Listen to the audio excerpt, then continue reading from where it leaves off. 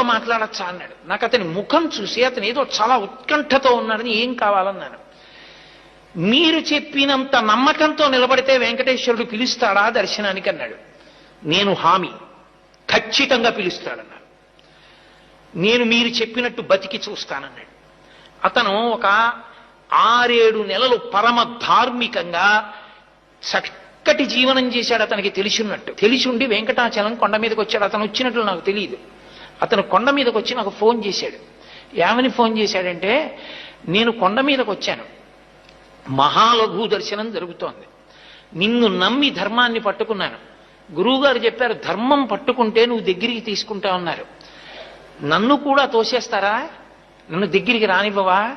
నువ్వు నన్ను దగ్గరికి రానివ్వకపోతే ఇక నా శేష జీవితంలో ధర్మం పట్టుకోను. నువ్వు నన్ను ఇవాళ దగ్గరికి తీసుకుంటే నా ఆఖరి ఊపిరి వరకు ధర్మం అవుతావు. నీ ఇష్టం.